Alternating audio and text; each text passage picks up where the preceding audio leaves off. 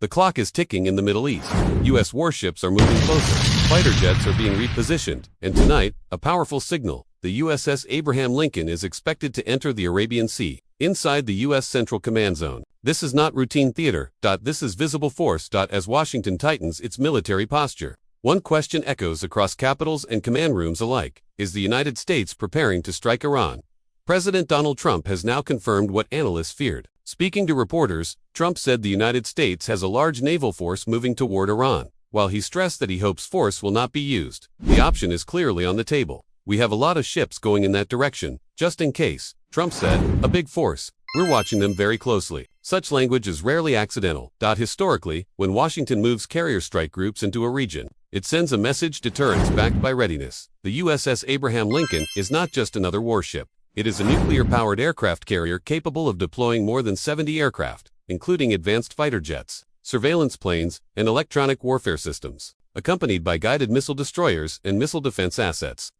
The Carrier Strike Group forms a floating command center capable of sustained combat operations. When a carrier like this enters a contested region, it signals one thing clearly: the United States is prepared for escalation. Trump also made a controversial claim tied to Iran's internal crackdown. He stated that nearly 837 executions were scheduled to take place in Iran, primarily involving young men, accused during recent protests. According to Trump, Washington issued a direct warning: if those executions went forward, the response would be severe. Trump claims the executions were halted at the last moment. Proof, he says, that pressure works, whether fully verifiable or not. The message was unmistakable. The United States is linking military pressure with human rights concerns. Iran is facing mounting internal strain.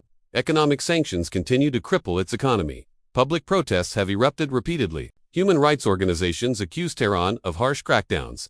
From Washington's perspective, the current military posture is not solely about nuclear policy. It is also about behavior. Tehran now faces pressure both domestically and internationally, a combination that historically increases the risk of miscalculation. At the heart of this crisis lies Iran's nuclear program. According to international monitoring reports, Iran possesses more than 440 kilograms of uranium enriched to 60% purity. Experts note that if further enriched, this stockpile could be sufficient for multiple nuclear weapons. The White House has issued a clear warning: if Iran restarts or expands its nuclear program following June's reported U.S. strikes, American forces will respond wherever those facilities reappear. This is Washington's red line. Cross it, and the Armada may no longer be a warning. History shows that U.S. force surges do not always lead to war. Often, they serve as deterrence, a calculated display of strength designed to prevent conflict. But when carriers move, jets reposition, rhetoric hardens, diplomacy narrows, the margin for error shrinks. Decisions are now being made in Washington and Tehran, hour by hour. Tonight, carriers are moving.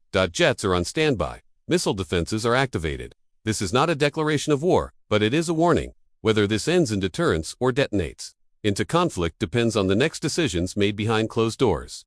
The Armada is in motion, and the world is watching, accompanied by guided missile destroyers and missile defense assets.